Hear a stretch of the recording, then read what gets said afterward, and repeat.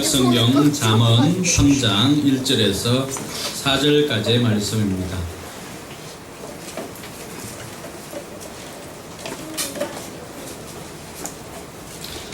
불편하지 않은 분들은 자리에 일어나서 우리 같이 읽도록 하겠습니다.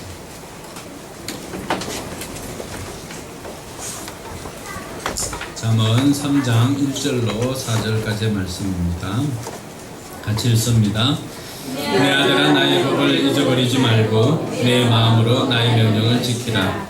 그리하면 그것이 내가 장수하여 많은 해를 누리게 하며 평강을 더하게 하리라. 인자와 진리가 내게서 떠나지 말게 하고 그것을 내 목에 매며 내 마음판에 새기라. 그리하면 내가 하나님과 사람 앞에서 은총과 귀중히 여김을 받으리라. 아멘. 네, 우리 한 5분 손잡아주면서 함께 예배드리게 되어서 영광입니다.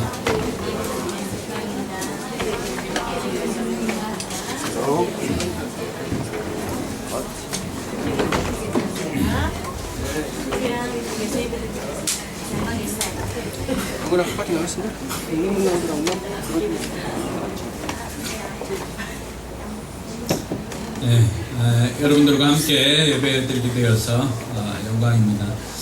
오늘은 우리가 어린이 주일로 지킵니다. 이 어린이 주일은 어린이를 대상으로 설교를 해야 될지 또 어른들을 대상으로 설교를 해야 될지 조금은 헷갈리기도 했습니다. 그래서 우리가 어린아이들을 어떻게 가르칠까 이런 부분에 초점을 맞추어서 오늘 함께 여러분들과 은혜를 나누고자 합니다. 어제 제가 다음에 이렇게 클릭을 해서 보다 보니까 우리 아이들 긴장을 하고 봐야 할 내용이 있더라고요. 우리나라 일은 아니지만 미국 조지아주의 콜럼버스에 사는 초등학교 5학년 시연이라고 하는 학생이 경찰에 붙잡혀간 내용이 나왔습니다. 네, 이 아이입니다. 시연은 평소에 버릇없고 선생님 말을 듣지 않기로 소문난 아이였습니다. 악명이 자자했어요.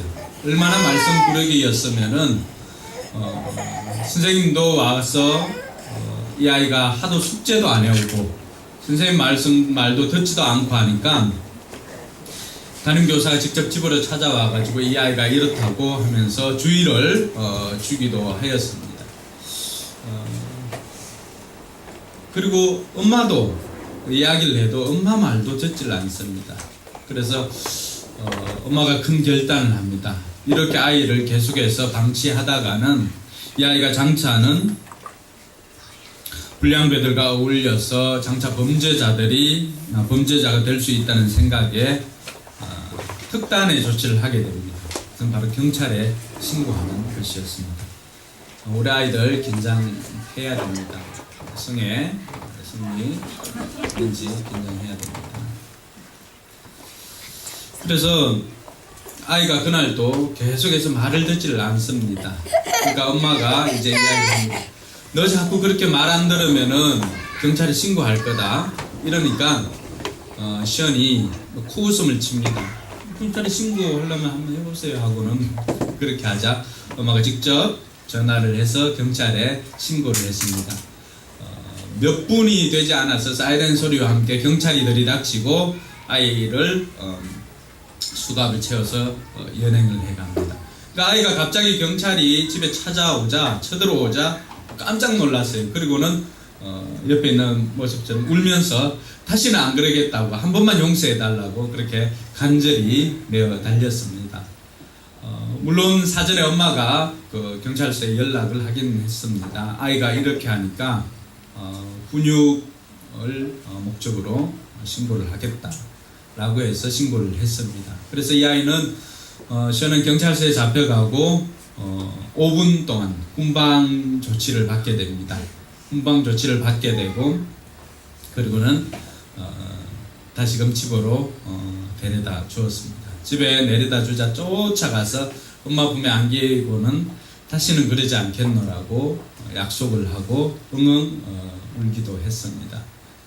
시연은 이후에는 실제로 행동이 많이 바뀌었습니다. 엄마 말을 잘 듣게 되었고 또 엄마입니다. 그리고 정말로 착한 아이로 바뀌게 되었습니다. 그래서 어제 제가 검색을 하다가 보니까 이 내용이 있어서 여러분들에게 알려줍니다. 그렇다고 해서 뭐 다 경찰서에 신고하라는 것은 아니지만은 이렇게라도 하더라고 하는 것입니다. 왜 이런 일들이 일어날까? 여러분, 우리가 마음대로 되지 않는 것들이 세상에는 몇 가지가 있죠. 그 중에 가장 큰 것이 아마 자식 농사가 아닌가 이런 생각이 듭니다. 그래서 옛날 그 어르신들 이야기도 자식 농사만큼은 정말 뜻대로 되지 않더라 그런 고백을 종종 듣기도 합니다. 여러분, 작년 2014년에 지방 총선거가 있었죠. 교육감 선거도 하고 선거가 있었지 않습니까? 그럴 때 그 선거의 가장 키워드가 뭔지 아세요? 자식 농사였어요. 자식 농사. 한번 돌아보세요. 후보자들의 자식들의 말, 글, 행동들이 후보자의 당락을 결정했습니다. 어떤 집에서는 이 사람은 우리 아빠는 뭐 그를 자기 교육감 후보가 되지 못한다. 또 어떤 집에서는 우리 우리 아빠는 정말로 우리에게도 모범적인 분이다. 또 어떤 집에서는 또 다른 사람들을 비방할 목적은 아니었지만은 어떤 식으로 대통령이나 윗사람에게 대하는 그 태도를 또 지적했다가 낙선하기도 했습니다. 이 자식들에 의해서 부모들의 인생까지도 이제는 좌지우지되는 이런 일들이 생기게 되었습니다. 그래서 제가 찾아보니까 자식 농사가 제일 어렵다고 했는데 자식 농사 망치는 10대 비결. 내가 지금 이걸 하고 있으면은 우린 자식 농사 망치고 있다고 생각하시면 됩니다. 첫 번째가 자식이 마음껏 게임하도록 내버려 둔다. 두 번째가 자식이 용돈을 달라는 대로 준다. 세 번째가 자식이 공부를 전혀 하지 않아도 상관하지 않는다. 네 번째가 자식이 패스트푸드와 기름진 음식을 마음껏 먹게 내버려 둔다. 다섯 번째, 자식이 밤늦게까지 돌아다니며 놀도록 내버려 둔다. 여섯 번째, 자식에게 절대로 애정 표현이나 칭찬을 하지 않는다. 다음은 자식이 어떤 잘못을 해도 다 용납한다. 그 다음에는 부모가 자식들 앞에 대놓고 부부싸움을 한다. 그 다음은 자식이 부모에게 함부로 대들고 불순종해도 꾸짖지 않는다. 마지막에는 자식에게 어떠한 장래 희망도 심어주지 않는다. 이 10가지 중에서 여러분들은 몇 가지가 속하고 있는지 한번 찬찬히 살펴보시기 바랍니다. 물론 뭐 손을 들거나 이렇게 하지는 않겠습니다. 어쨌든 이런 것들을 보면 자식 농사가 실제로 어렵기는 어려운 것 같아요. 이건 뭐 우리 집도 예외는 아니라고 생각합니다. 누구 집에서나 다 그런 고민들을 해왔습니다. 그래서 그 성공을 물려주는 명문기업의 자식농사라고 하는 책이 있더라고요. 이규성 씨가 지었던 책인데 그 대기업의 우리나라 이야기예요. 대기업의 가문의 자녀들은 어떠한 교육을 하는가, 자식농사를 어떻게 하는가 보니까 삼성가에서는 삼성 이병철 회장이죠. 예전에 6번 이상 왜라고 질문을 하게 한다. 적고 또 적는 메모 습관을 길러준다. 말 잘하는 아이보다 말 잘 듣는 아이로 키우라. 이것이 이병철 회장이 자녀에게 가르쳐 준 것이었어요. 자녀인 이건희 회장은 또 어떤 생각을 가지고 있는지, 상상력과 창의력이 풍부한 아이로 키우라. 애완동물을 기르며 관계지능을 길러라. 다양한 관점에서 보고 연결지어 해석하라. 이것이 이건희 회장이 자녀들을 키우는 원칙이기도 했습니다. 현대 집안에는 어떻게 키웠는가? 정주영 회장은 자녀에게 행동으로 모범을 보이라. 미래를 내다보고 방향을 제시하라. 아버지는 벤치마킹 대상이자 라이벌이다. 뭐 이런 이야기도 했습니다. 그 아들인 정몽구 회장은 어떤 생각을 하고 있을까요? 인정과 의리의 가풍을 가르친다. 아침형 인간으로 살게 한다. 하고 만다는 돌파 정신을 가르치라. 현장이 배움의 장이자 성장의 흐름이다. 도움이 된다면 적에게도 배우라. 이게 현대 가문에서 자녀들에게 가르쳐주는 교훈이기도 했습니다. 한 군데만 더 살펴볼까요? SK 한번 볼까요? 늘 부족한 듯 생각을 하라. 자기 밥그릇은 스스로 찾아 먹으라. 그 지레에 얽매여 앞니를 놓치지 말라. 토론과 기록 분석을 저기하라. 대부분 이런 내용들입니다.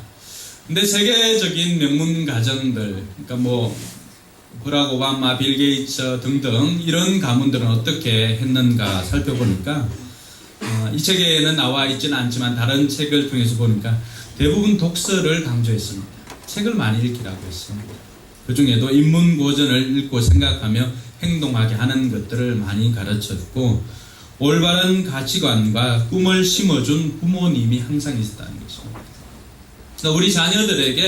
우리 자녀들이 바르게 자라고 정말로 위대한 인물로 자라게 하기 위해서는 그 자녀들에게 올바른 가치관을 심어줄 부모들이 있었다는 사실입니다. 이러한 것들을 통해서 자식 농사에 대한 부담은 있지만은 그럼에도 불구하고 우리가 참고할 만한 것들이 있구나라고 하는 것을 느꼈습니다. 성경에도 자식 교육에 대해서 많이 이야기를 합니다. 성경에는 대부분의 것들을 자식에게 가르치라고 그렇게 말합니다.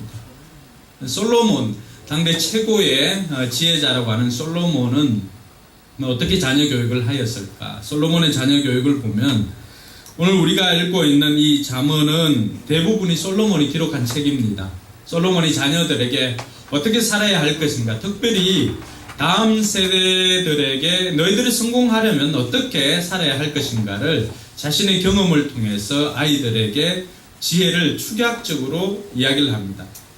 주로 보면은 이 잠언을 읽다 보면은 지혜자와 어리석은 자를 항상 비교를 합니다.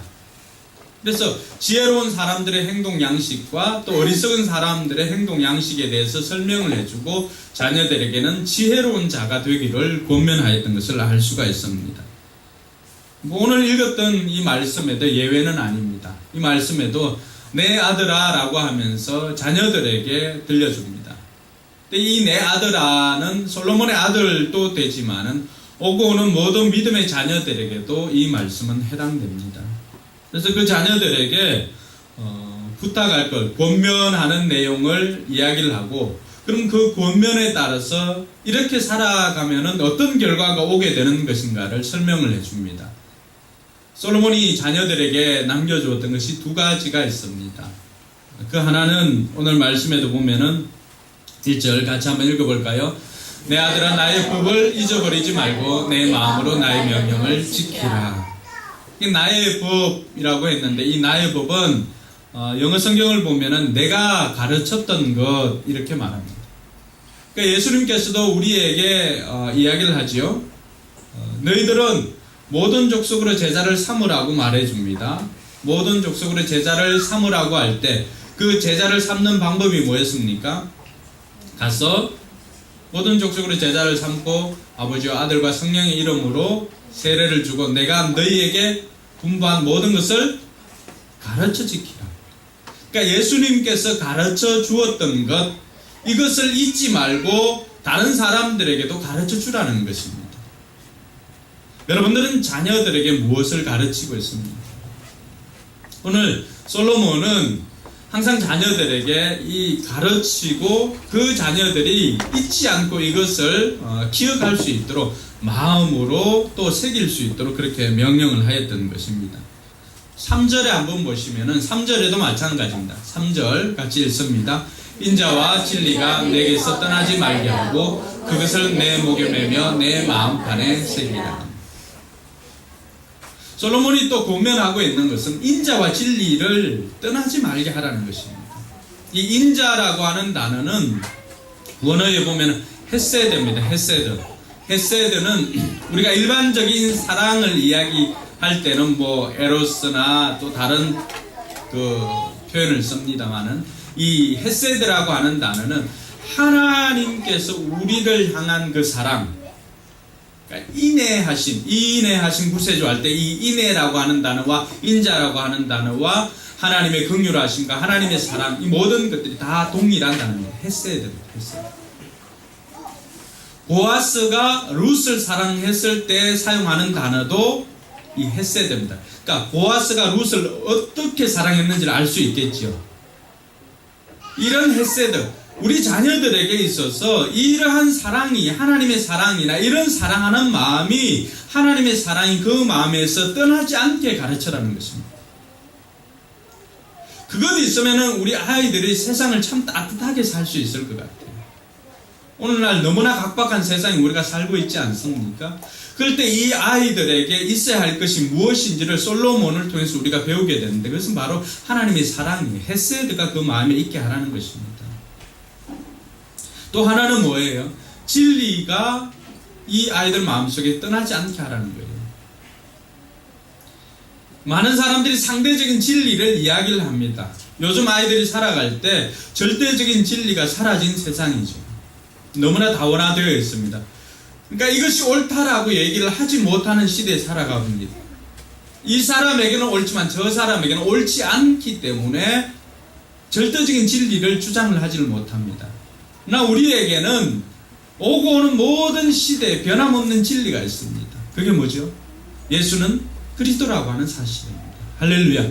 그래서 예수님께서도 나는 곧 길이요 진리요 생명이니 나를 떠나서는 너희가 아버지께로 올 자가 없다라고 했습니다.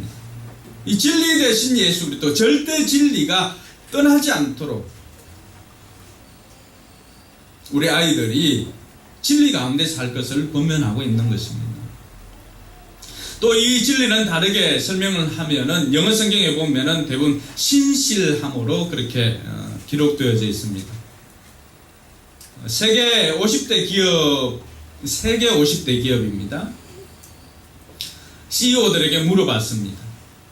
가장 뽑고 싶은 직원이 누구냐고. 그랬을 때 학벌 이런 거 전혀 없었어요. 가장 뽑고 싶은 직원은 신실한 직원이라고 했습니다. 신실한 직원. 이 신실함을 성경에서는 다른 표현으로 쓰고 있는 거 있죠. 충성된 자. 고린도전서인가요? 무릇 관리자에게 요구되는 것은 뭐라고요? 충성됨. 이때 사용하는 단어가 신실함입니다. 그런 것 같아요. 여러분들 가정에서도 누구에게 일을 시킵니까? 믿음직한 그 단어가 바로 신실함이에요. 신실함. 하나님도 마찬가지예요. 이 땅에 하나님을 대신해서 일할 사람을 찾지요. 그 일하는 사람은 누군가? 신실한 사람이라고 하는 거죠. 믿음직한 사람, 믿음직한 교회를 하나님은 지금도 찾고 계세요. 세상 사람들도 마찬가지입니다. 세상에도 자기들은 교회를 다니지 않고 해도 직원을 구할 때 뽑는 사람은 믿음직한 사람, 신실한 사람을 뽑는다니까요.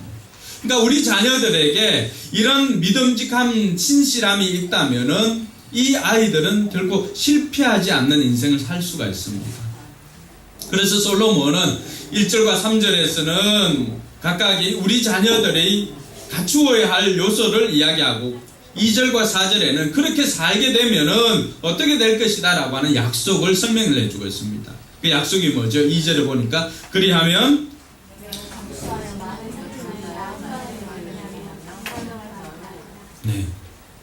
장수하고 평강을 더하게 해주실 것이다.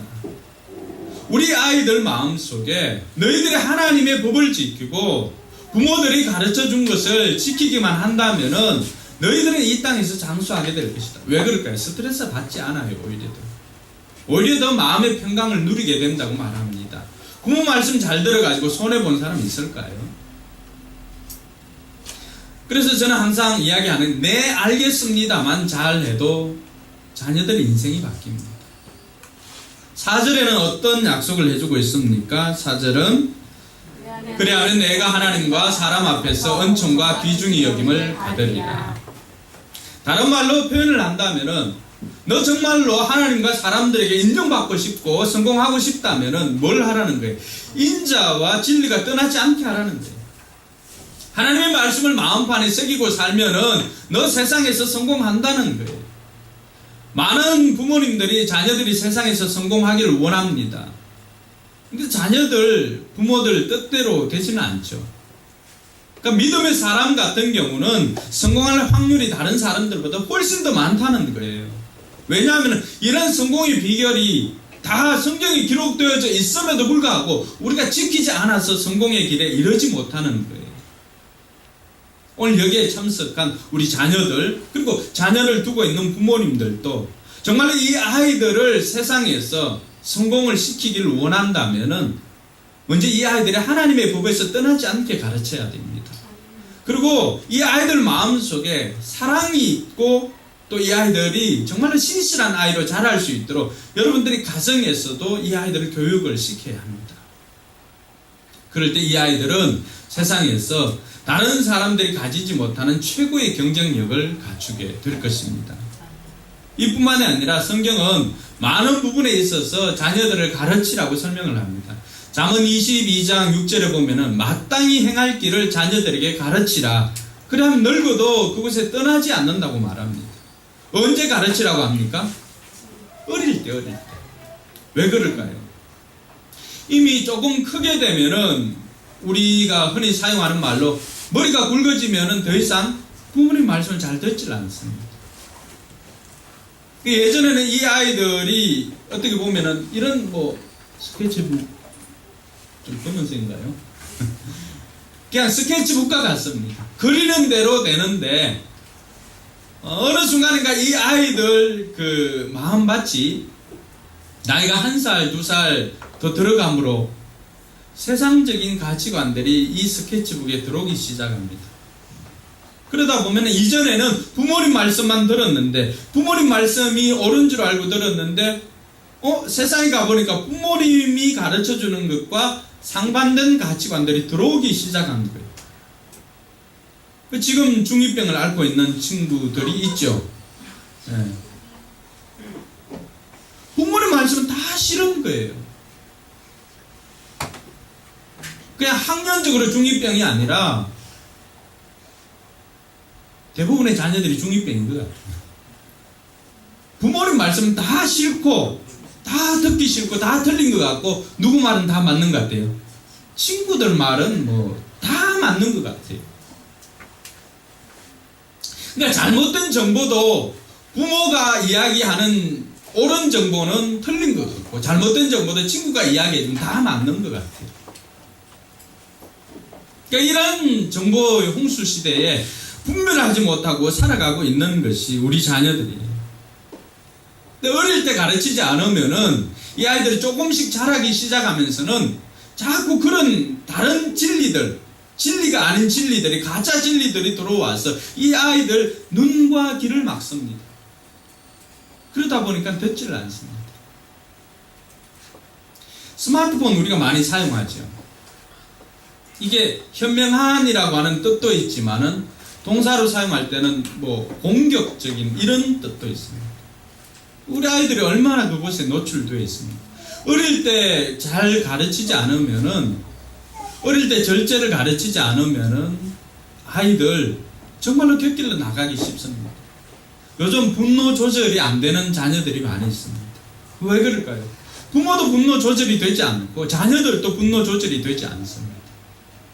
얼마 전에 몽골 선교사님 왔는데 우리 전도사님 지난번에 몽골에 그 단기 선교 갔을 때 거기에 와서 강의하는 분 이야기를 들으니까 몽골 사람들은 모두가 다 화나 있는 상태라고 그렇게 이야기하더라고요. 한 번만 여차하면은 막 붙을 것 같다. 근데 요즘 보니까 우리나라가 그런 것 같은 생각이 많이 듭니다. 여차하면은 폭발할 것 같아요. 화난 상태, 분노한 상태.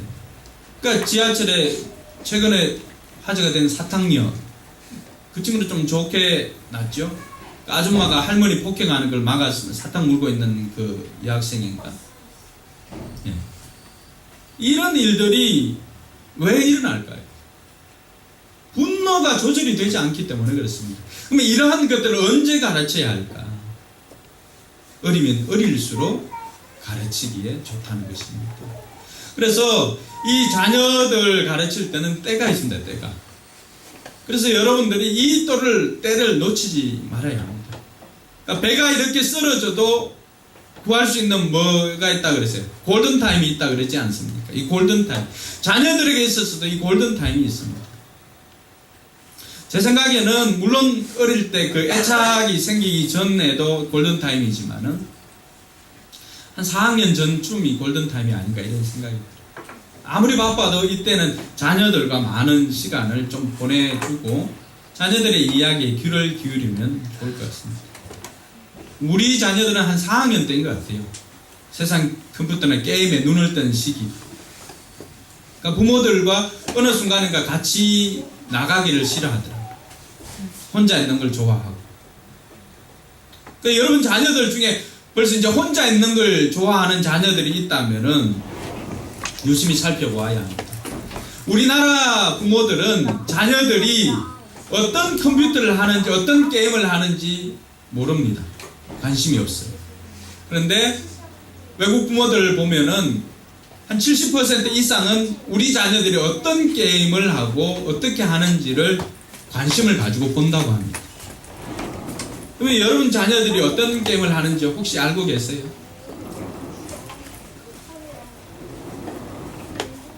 알고 계세요? 아빠가 더 열심히 하니까? 같이? 마인크래프트, 뭐 스타크래프트, 뭐 리그 오브 레전드, 뭐 이런 등등. 그러니까 우리 자녀들이 어떤 게임을 하고 있는지, 우리 자녀들이 왜 그 게임에 미쳐 있는지 한 번은 물어보시기 바랍니다. 무슨 게임을 하는지, 그게 어떤 건지. 그러니까 그걸 모르면 자녀들하고 또 대화가 되지를 않죠. 그래서 이런 골든타임을 놓치지 않아야 합니다. 자녀들을 성경에는 보면은 신명기에도 너는 마음을 다하고 뜻을 다하고 힘을 다해 내 하나님 여호와를 사랑하라. 하나님께서 모세의 가정교육에 모세가 자녀를 가르칠 때 어떻게 해야 하는지를 가르치는데 마음을 다하고 뜻을 다하고 힘을 다하여 너의 하나님을 사랑하라 라고 하면서 신명기 6장 6절 이하에 보면 자녀들 마음에 새기고 부지런히 가르치라고 말합니다. 성경에는 대부분 자녀들을 가르치라고 말합니다. 부지런히 가르치라고 말합니다. 그 어느 정도로 집에 앉았을 때도 가르치고 길을 갈 때도 가르치고 누울 때도 가르치고 일어섰을 때도 가르치라고 하는 것입니다. 심지어는 이제는 그 여러 가지 교육 기자재를 활용해서도 가르치라고 합니다. 손목에 메고 미간에 붙이고 집 문설주와 또 바깥 문에 기록해서라도 가르치라고 말합니다. 우리는 유대인들의 그 뛰어난 그 지능이나 또 유대인들이 경제적으로 잡고 있는 것, 또 노벨상을 받고 있는 것, 이런 거 부러워합니다. 그러면서도 우리는 자녀들을 부러워하기만 하지 우리 자녀들은 또 그렇게 가르치지는 않습니다. 유대인들이 하는 것은 주로 밥상머리 교육이죠. 밥상머리 교육. 어릴 때부터 책을 가까이 하게 합니다. 우리는 우리 부모들이 좀 편하려고 아이들이 책을 가까이 하기보다는 뭐 스마트폰이나 이런 걸 줍니다. 왜요? 그거 주면은 잠시 동안 나는 뭐 다른 사람하고 밥을 좀 편안히 먹을 수가 있으니까. 또 아니면 시간적인 여유를 좀 즐길 수가 있습니다. 울면은 뭐 합니까? 자, 뽀로로다 하고 이렇게 주시죠. 아이들이 좀 울기만 하면은 뭘 줍니까? 책이나 뭐 이런 거 주기보다는 스마트폰 꺼내가지고 만화를 틀어주거나 내가 할 수 없는 그 영역들을 해줍니다. 그러니까 유대인들의 이런 교육 방식은 그게 아니죠. 그러니까 이런 모든 것들을 종합해보면은 성경에서 말하고 있는 게 뭐예요? 지금? 우리 자녀들에게 뭘 가르치라는 거예요? 신앙을 가르치라는 거죠. 할렐루야. 하나님께서 살아계심, 하나님을 사랑하는 것을 가르치고 인자와 진리를 가르치고 또 하나님의 법을 가르치고 하는데 이러한 것들을 마음판에 새기도록 하는 것, 이러한 모든 것들을 총칭하여 하여 보면은 결국 뭐라는 거예요? 자녀들에게 뭘 가르치라는 게 신앙을 가르치라는 것입니다. 신앙. 왜 자녀들에게 신앙을 가르쳐야 할까? 오늘 살펴본 말씀으로는 자녀들이 잘 되기 때문입니다. 우리가 자녀들에게 신앙 교육을 해야 하는 이유는 그 어느 자녀들보다도 경쟁력이 있습니다. 우리가 신앙 교육만 제대로 해놓으면은 자녀들이 잘 됩니다. 하나님께 인정받고 사람에게 인정받는 비결이 스펙을 쌓는 게 아니더라고 하는 거예요. 뭐였어요? 인자와 진리가 그 마음속에 떠나지 않으니까 하나님께도 사랑받고 사람들에게도 사랑받더라고 하는 거예요. 근데 우리는 그것보다도 아이가 좀 더 수학 점수나 국어 점수가 더 높기를 바라고 있죠. 근데 인자와 진리가 떠나지 않으면 이 아이들은 오히려 더 공부할 수가 있다는 것입니다. 좀 싸늘한 아이보다는 마음이 따뜻한 아이로 키우고 싶지 않으세요? 세상도 그런 사람들을 원하고 있다는 거예요. 왜 또 신앙교육을 해야 되나? 두 번째는 그것이 하나님의 명령이기 때문에 그렇습니다. 신명기 6장 4절에서 9절에 보면은 모세가 이스라엘 백성들에게 들으라 이스라엘의 쉐마 교육이 나왔던 게 이 들으라 이스라엘이 쉐마 이스라엘이거든요. 그 쉐마 교육이 바로 그것입니다. 뭘 들으라고 하는가? 부모의 가르침을 듣는 거죠. 부모에게 맡겨진 것이라는 거예요. 하나님의 명령이 자녀를 가르치는 것은 하나님의 명령이기 때문에 그것을 어기면 우리는 불순종이에요. 여러분들이 자녀에게 가장 원하는 덕목이 뭡니까? 순종 아니에요? 순종? 하나님께서 우리에게 원하는 것도 다르지 않아요. 순종이에요. 순종. 그래서 우리가 자녀들을 가르쳐야 하는 것은 하나님의 명령이기 때문에 그것은 피할 수 없는, 해도 되고 안 해도 되는 선택의 문제가 아니라 당위의 문제입니다. 반드시 해야 되는 문제입니다. 그래서 우리가 자녀들에게 신앙을 가르쳐야 하는 것은 당연한 거예요. 하나님의 명령이기 때문에. 그 유대인들도 순종이라고 하는 이 덕목이 부족하면은 자녀들을 굉장히 엄하게 다스립니다. 심지어 밥도 주지 않을 정도. 그 우리 자녀들에게 다른 부분은 좀 사랑으로 품어주고 하더라도 순종이 되지 않으면은 정말로 따끔하게 혼내줘야 합니다. 그래서 성경에는 뭘 아끼지 말라고 합니까? 사랑하는 자녀일수록 매를 아끼지 말라고 하는 거예요. 그게 어떤 폭력을 쓰라는 이런 차원이 아니라 하늘이가 지금 성경 내용에 일희일비하는 것 같아요. 매를 들으라 할 때는 인상을 쓰고 자녀 망치는 십계명 할 때 우리는 몇 개다 엄마 한 개, 두 개 이렇게 하고 있는데 엄마가 힘을 좀 써도 됩니다. 순종하지 않을 때 매를 들으라고. 사랑하는 자녀일수록. 다른 부분은 모르겠지만 순종 부분은 이게 하나님과 직결되거든요. 내가 아버지를 어떻게 생각하는가, 내가 부모를 어떻게 생각하는가, 그 상이 그대로, 그 이미지가 그대로 하나님께 투영이 됩니다. 내가 생각하는 아버지의 상, 내가 생각하는 어머니의 상이 그대로 하나님, 내가 생각하는 하나님으로 투영됩니다. 그 순종하는 부분만큼 우리가 제대로 가르쳐야 합니다. 부모의 잘못된 신앙은 자녀들에게 반드시 악한 모습으로 나타나게 되어 있습니다. 그래서 우리가 자녀들을 가르치는 것은 신앙을 가르쳐야 하는 이유 세 번째는 그것이 부모들의 사명이기 때문에 그렇습니다. 그래서 성경에도 보면은 어떻게 말합니까? 시편 127편 3절에 보면 자식들은 여호와의 기업이라고 말합니다. 태의 열매는 그의 상급이로다. 하나님께서 우리에게 맡겨주신 기업입니다. 어떤 집은 대기업인 집도 있죠. 그러니까 맡겨진 한 명이든 두 명이든 세 명이든 우리에게 맡겨준 기업이기 때문에 우리는 신실함으로 이 아이들이 이 시대에서 하나님의 사람으로 바르게 살아갈 수 있도록 우리가 신앙교육을 해야 하는 이유가 여기에 있습니다. 우리의 소유물이 아니라 우리에게 맡겨준 것이기 때문에 우리의 평가는 뭘로 평가를 받을까요? 우리 자녀들로 인해서 평가를 받습니다.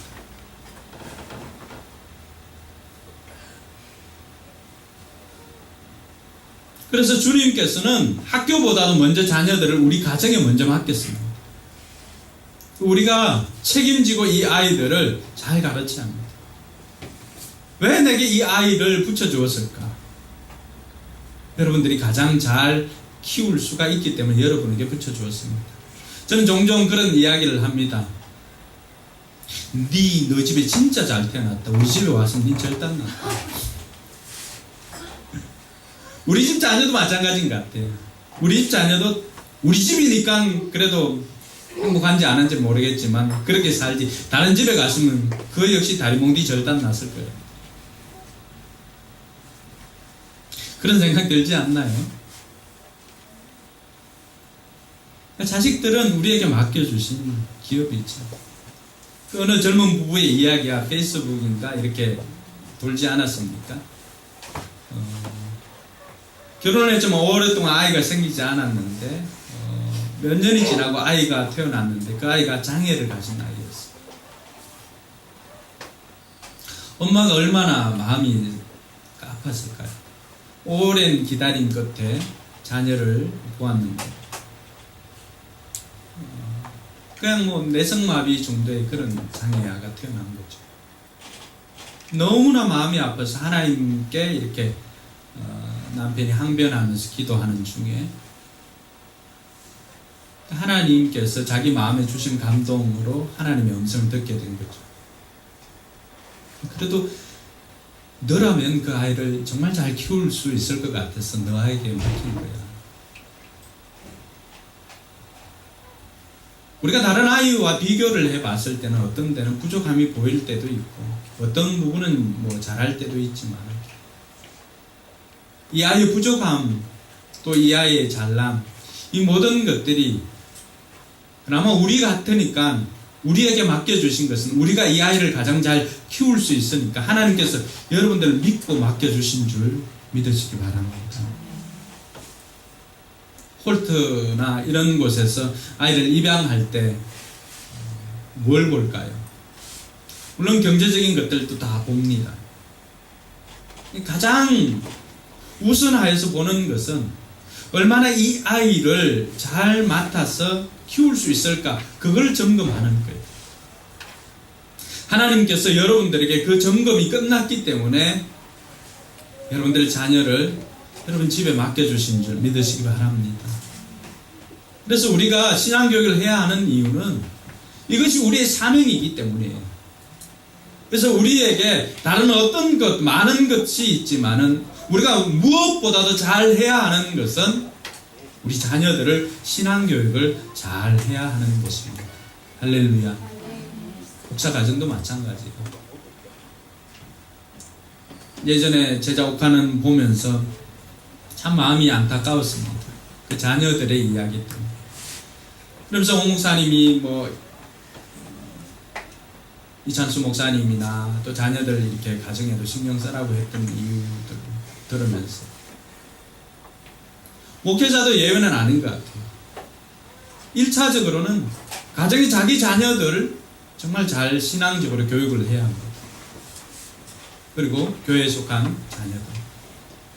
이것이 우리에게 주신 사명이기 때문에 그렇습니다. 그러면 우리에게 한 가지 질문이 있죠. 신앙교육 해야 되는지는 알겠는데 그럼 어떻게 할까요? 어떻게? 이 어떻게가 해결되어야 우리가 신앙교육을 할 수 있을 거잖아요. 따라합시다. 첫 번째는 중요한 것은 반복하라. 중요한 것은 반복하라. 오늘 말씀에도 보면은 1절과 3절에 보면은 1절에 보면은 뭐라고 되어 있습니까? 마음판에 새기라고. 3절은 또 뭐라고 되어 있습니까? 내 목에 매며 내 마음판에 새기라. 그러면 중요한 것은 아무리 반복해도 지나치질 않습니다. 우리 자녀들에게 예배를 잘 드리고 정말로 기도를 잘하고 기도를 하고 이런 신앙적으로 가르치는 것, 네가 하나님을 사랑하고 이웃을 사랑하는 것, 이러한 것들은 매번 반복해도 결코 부족함이 없다는 것입니다. 그래서 중요한 것들은 대부분이 반복합니다. 반복. 어느 정도 반복할까요? 몸이 자연적으로 반응할 때까지.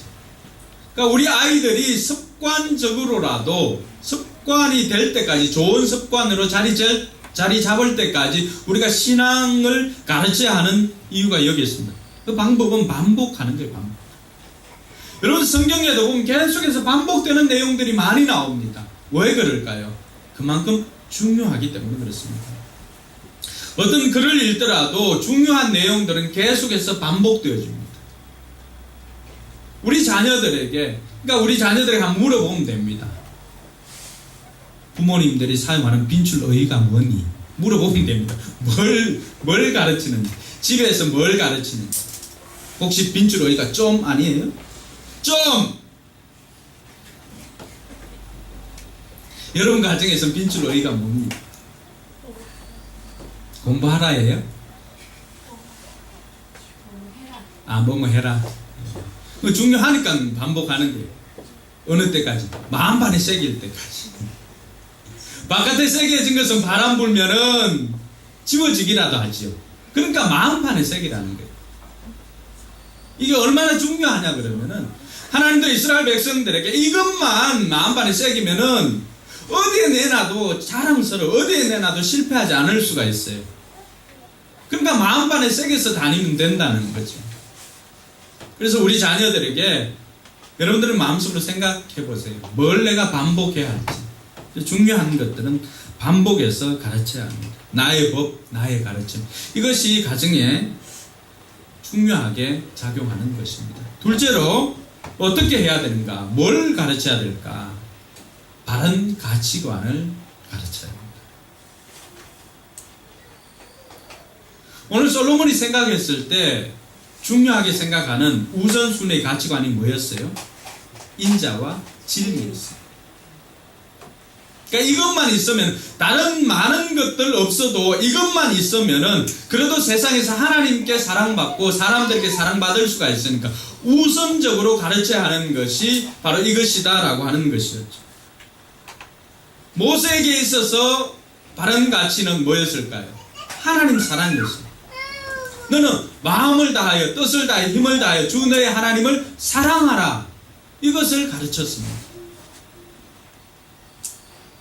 가치관이 뭐예요? 가치. 어떤 것이 값어치가 있는지, 나는 어떤 것에 값어치를 두고 있는지를 그걸 바라보는 관점이죠. 세계적인 부호였던 록펠러 어머니의 가치관은 뭐였을까요? 록펠러 어머니는 뭘 가르쳤을까요? 10가지 이렇게 있지만은 11조와 또 목회자 섬기는 것과 예배의 자리였어요. 록펠러 어머니의 가치관에 비하면 여러분들은 다 은자리, 똥자리에 앉은 거예요. 아란자매가 금자리에 앉은 거죠. 그 침 튀길 수 있는 자리가 금자리예요. 늘 록펠러에게 가장 앞자리에 앉으라고 그렇게 이야기를 해주었습니다. 실제로 여러분 물리 음향을 이렇게 공부해 보면은 이 들리는 거에 따라 가지고 이 앞자리가 잘 들리고 잘 이해가 됩니다. 그래서 학교에서 여러분 자녀들에게 어떻게 합니까? 앞자리에 앉아라 이야기하는 이유가 있습니다. 다 있습니다. 그래서 다음부터 여러분 좀 록펠러 어머니는 아니지만 조금 앞으로 당기면 좋을 것 같아요. 그러니까 록펠러가 그 가치관, 엄마가 가르쳐준 그 가치관에서 떠나지 않았죠.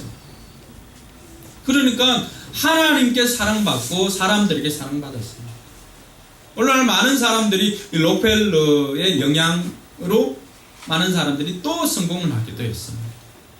일단 록펠러뿐만이 아니죠. 많은 믿음의 어머님들이 가르쳐 주었던 그 가치관.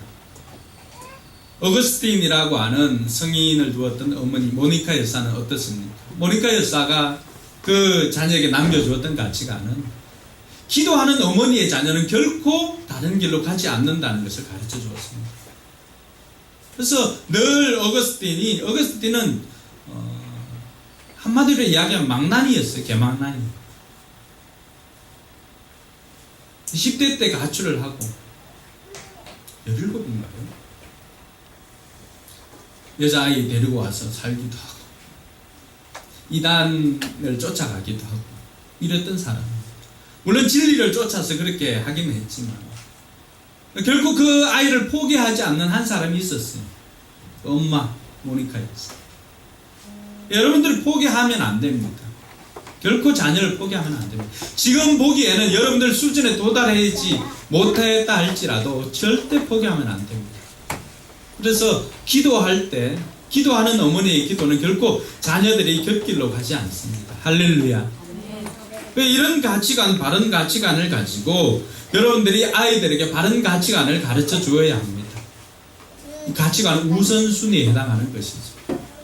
세상적인 것을 쫓기보다는 하나님의 것을 먼저 쫓는, 그래서 우리가 공이 가져야 할 모든 그리스도인들의 그리스도인 자녀들이 가져야 할 가치관은 마태복음 6장 33절이에요. 먼저 하나님 나라와 의를 생각하는 거죠. 그리하면 모든 것을 더해 주신다는 이 가치관을 우리가 벗어버리면 안 됩니다. 그래서 언제나 우리의 삶에 있어서 가장 우선순위는 하나님 나라가 되어야 돼요. 하나님이 되어야 돼요. 천국이 되어야 돼요. 내가 지금 이 행동이 천국에 가는 것에 도움이 되는가, 천국 백성으로서 합당한가를 먼저 점검해 보아야 합니다. 그게 언제나 우리 삶의 기준이 되어야 합니다. 이것을 우리 자녀들에게도 똑같이 가르쳐야 합니다. 나만 가지고 있을 것이 아니라 나는 교회 갈게, 너는 학원 가라, 이게 아니라고 합니다. 나도 교회를 가고 자녀들도 교회에 와서 기도하고 보내더라도 먼저는 언제나 하나님 나라를 먼저 생각하게 해야 합니다. 할렐루야. 마지막으로 살펴볼 것은 예배를 가르쳐야 합니다. 신앙이 기본이기 때문에 그렇습니다. 우리가 자녀들에게 정말로 예배를 가르쳐야 하는 이유는 예배의 성공자가 인생의 성공자이기 때문에 그렇습니다. 가인과 아벨을 봐서도 그렇고 모세를 봐서도 그렇고 다윗을 봐도 그렇습니다. 하나님 마음에 합한 자, 하나님 기뻐하는 자들은 언제나 예배의 성공자였습니다. 마음과 전심을 다해서 하나님을 사랑하는 것을 고백하는 그 사람들의 예배를 하나님께서는 기쁘게 받아주었습니다. 그리고 하나님께서는 지금도 요한을 통해서 우리에게 가르쳐주는 것은 하나님께서는 예배하는 자들을 찾으신다고 했습니다. 그럼 우리 아이들에게 어떻게 예배를 가르칠 것인가?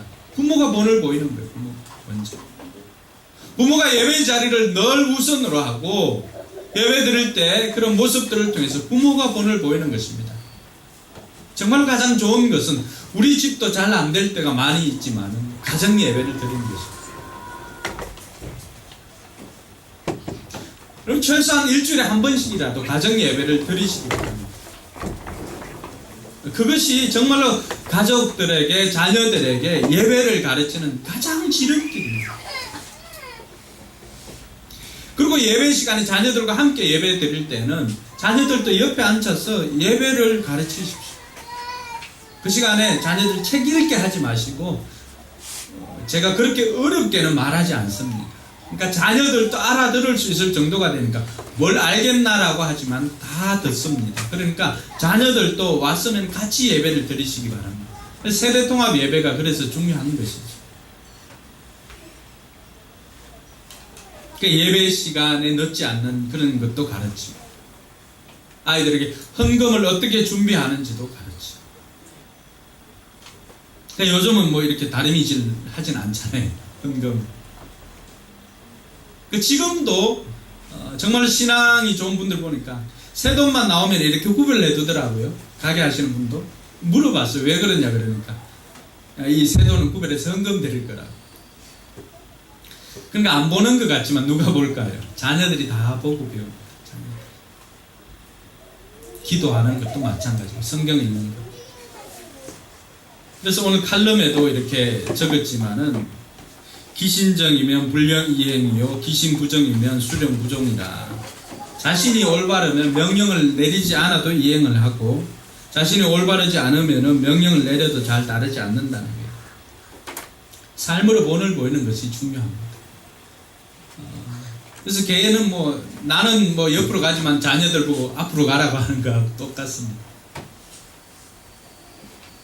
우리 자녀들에게 뭘 가르칠 것인가? 삶으로 본을 보이는 것만 남습니다. 할렐루야. 사랑하는 성도 여러분, 오늘 어린이 주일을 맞이해서 비록 어린이 들에게 포커스가 맞추어지지는 않고 우리 부모님들에게 포커스가 맞추어져 있지만 우리가 자녀를 이렇게 키울 때 정말 하나님 앞에서 보람된 인생을 살 수 있을 거라 생각이 되어집니다. 이번 한 주간도 이 말씀 가지고 자녀들에게 또 여러분 삶에 한번 적용해 보시고 여러분 자녀들이 이 땅에서 영향력 있는 삶을 살 수 있도록 키우는 저와 여러분들 되기를 주님의 이름으로 축원합니다. 우리 이 시간 찬양하고 같이 기도하고 마치도록 하겠습니다. 주가 보신 생명의 길, 주님께서 우리에게 보여주시는 길이 생명의 길입니다.